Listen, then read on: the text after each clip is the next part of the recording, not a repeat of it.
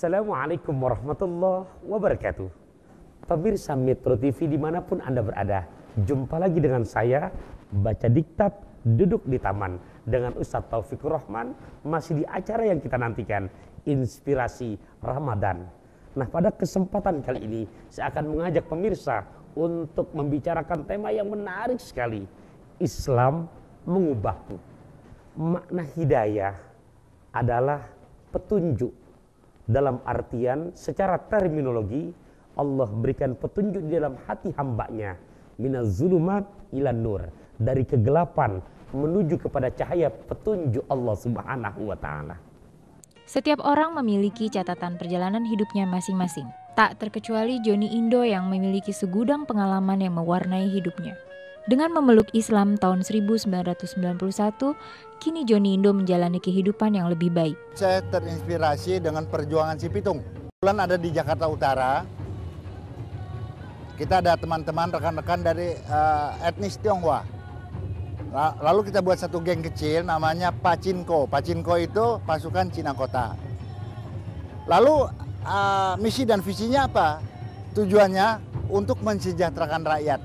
Tetapi namanya kriminal ya.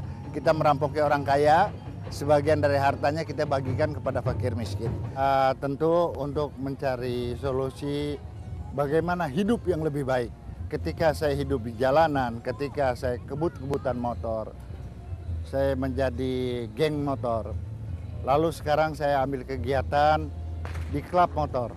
Jadi tidak lagi di jalan umum yang dapat membahayakan umum, tetapi saya ada di sirkuit Sentul, ikut menunjukkan kepada pemuda.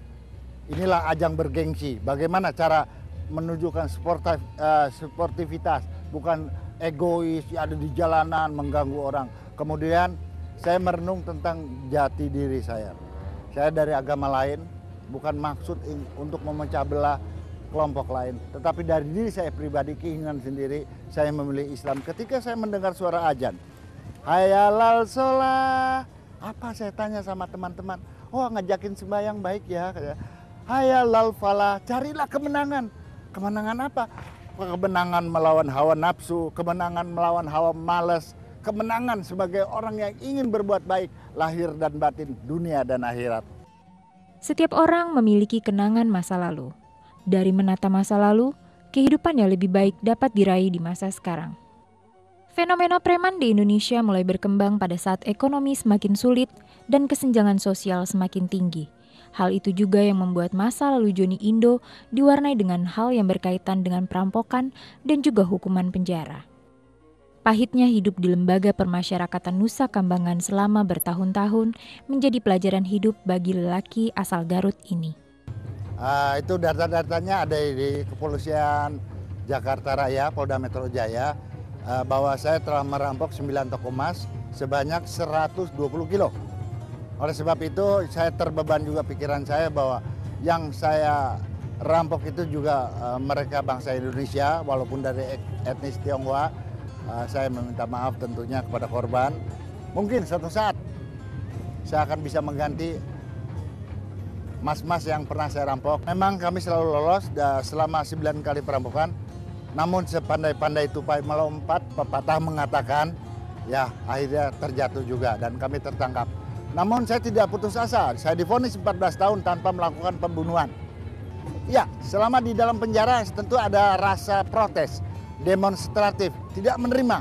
Saya berjuang kok dianggapnya cuma perusuh ya, cara begitu. Lalu saya melarikan diri dan kami ternyata memang tidak mampu melawan satu negara yang sudah lengkap dengan militer dan kepolisiannya.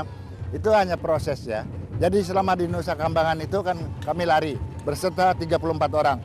Namun tidak diberi kesempatan untuk menyerah secara baik, tetapi kami malah ditembaki. Dari 34 pelarian itu 11 meninggal dunia, 5 luka parah. Sebetulnya itu satu perjuangan. Prosesinya jadi dari awal itu saya sudah punya rencana. Rencana bagaimana bisa mensejahterakan rakyat sebangsa saya. Masih banyak gelandangan di kolong jembatan, masih banyak orang mati kelaparan, masih banyak ibu-ibu yang hidupnya susah, bayi-bayi yang menangis minta susu, ibunya tidak mampu. Saya sedih melihat ini semua. Banyak anak sekolah yang pelarian, merokok, lem aibon, minuman keras, bahkan bebas seks. Ini anak-anak di bawah umur 13 tahun. Ini perjuangan saya sekarang.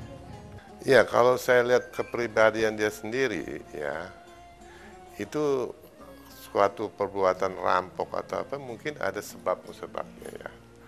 Ya, kalau saya lihat pribadian dia tuh sangat baik sama orang di bawah, sangat menghargai orang di bawah. Mungkin pada saat itu keadaan ekonomi negara kita sendiri tidak terjangkau sampai di bawah. Mungkin Bung Joni itu ada perhatian, atensi kepada orang-orang yang di bawah dia. Ya, dimana kita dulu kan kerja susah, apa susah ya. Ekonomi memang susah gitu. Nah, mungkin dengan keberanian dan mentalnya Pak Joni itu sendiri, mungkin ada image lari ke situ bagi saya. Tapi dari kejiwaannya sendiri semestinya nggak di situ. Gitu. Kalau mestinya dia dapat challenge yang lain, mungkin dia jadi perfect tempat yang lain. Gitu. Cuman dia dapat kesempatan di situ bagi saya. Pemulaan saya berdakwah, itu di daerah Tangerang, ada komplek pelacuran.